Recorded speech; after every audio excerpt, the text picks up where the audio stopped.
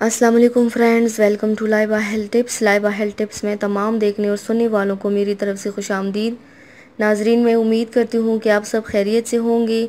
आज मैं आपकी खिदमत में एक नई वीडियो पेश करने जा रही हूँ जिससे आपको बहुत ज़्यादा फ़ायदा हासिल होगा।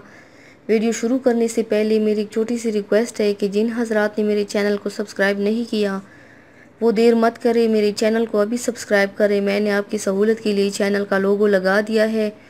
वीडियो की राइट साइड पर आप उस पर क्लिक करेंगे तो मेरा चैनल सब्सक्राइब हो जाएगा ताकि मेरी जितनी आने वाली वीडियोस हैं आप उसे आसानी से वॉच कर सके। तो चलते हैं आज की वीडियो की जानिब। आज जो हमारी वीडियो का उन्वान है आपने जान लिया होगा। व्यूअर्स, अपने कानों और मशरूबात में आप इमली का इस्तेमाल तो अक्सर करते होंगे। ये पौधा शुमाली अफ्रीका और एशिया के कई ममालिक में पाया जाता है और इसे कानों में शौक़ से इस्तेमाल किया है। ये कानों को लजीज और नोश बनाने के साथ मुतादिद फ़वाइद भी रखता है। आइए आपको इसके फ़वाइद से आगाह करते हैं।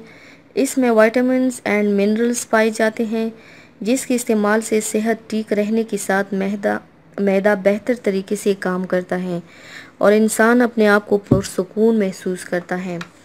इसमें फ़ाइबर वाफर मिकदार में पाया जाता है जिसकी वजह से इसका इस्तेमाल आंतों को तक़वियत देता है जिससे निज़ाम बेहतर तरीके से काम करता है।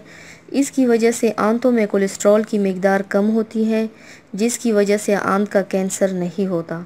इमली की वजह से आंतों में बुरा कोलेस्ट्रॉल कम और अच्छा कोलेस्ट्रॉल बढ़ता है।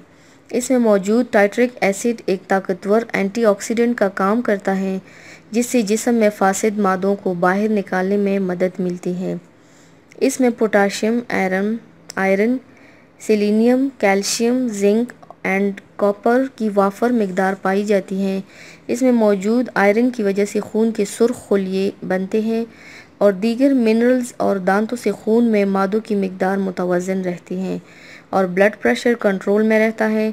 इसे मलेरिया के मरीज़ों को देने से बुखार में खातिर ख्वाह इफ़ाक़त देखने में मिलता है और साथ ही में ये दिल को तक़वियत भी देती है। इसकी गूदे को मुतादिद ऐसी अद्वियात में इस्तेमाल किया जाता है जो निज़ाम को ठीक रखती है।